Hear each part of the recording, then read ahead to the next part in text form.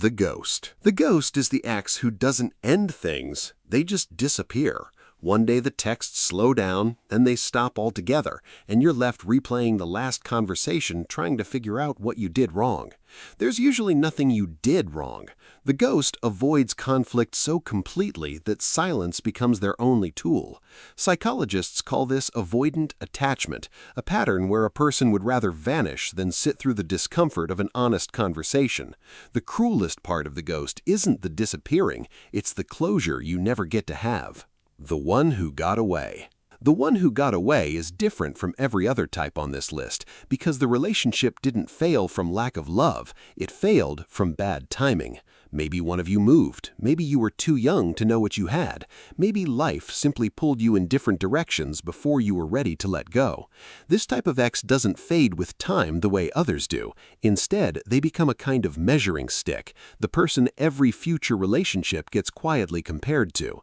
Studies on nostalgia suggest the brain remembers the peak of an experience far more vividly than how it ended, which is exactly why this ex tends to get remembered as perfect, even when they weren't.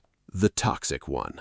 The toxic one is the relationship you don't fully understand until you're out of it. While you're in it, the highs feel high enough to justify the lows. Jealousy gets mistaken for passion. Control gets mistaken for care. It's only from the outside, months or years later, that the pattern becomes obvious.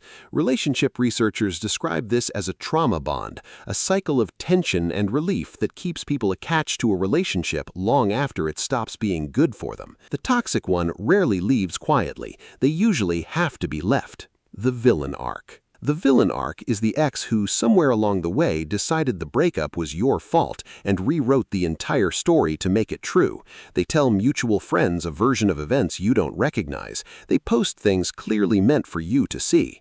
What makes this type unique is that the villain behavior almost always shows up after the breakup ends, not during it, as if the breakup itself is what triggers it. It's rarely about you by that point. It's about a person struggling to process rejection who has decided that anger is easier to feel than grief. The rebound. The rebound is the relationship that happens fast right after something else has ended and burns out almost as quickly as it started. This type of ex isn't chosen for compatibility, they're chosen for how quickly they make the loneliness stop. Relationship studies show most rebound relationships last significantly shorter than average partnerships because they were never really about the new person to begin with. They were about proving to yourself or to someone else that you were fine. The situationship. The situationship is the ex who was never officially your partner, which somehow makes them harder to explain and harder to grieve. No title, no clear boundaries, no defined ending, just two people who acted like a couple without ever agreeing to be one. When it ends, there's no breakup conversation, because there was never a relationship conversation to begin with.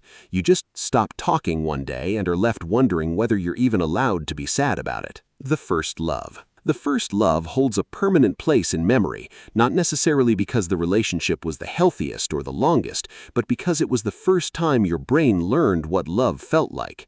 Neuroscientists have found that early romantic experiences shape the emotional blueprint people carry into every relationship that follows. This ex doesn't have to be thought about often to still matter. They were simply first, and first tends to stick. The right person, wrong time. The right person, wrong time is the ex who checked almost every box except the timing lined up wrong. Maybe you weren't ready to commit. Maybe they had somewhere to be that didn't include you. Unlike the toxic one or the villain arc, there's no anger attached to this one. Just a quiet kind of what if that resurfaces every few years, usually late at night, usually for no reason at all. Every one of these exes teaches something different, whether it's how to communicate, how to set boundaries, or simply how to recognize red flags faster the next time around. The relationships end, but the lessons, for better or worse, tend to stay.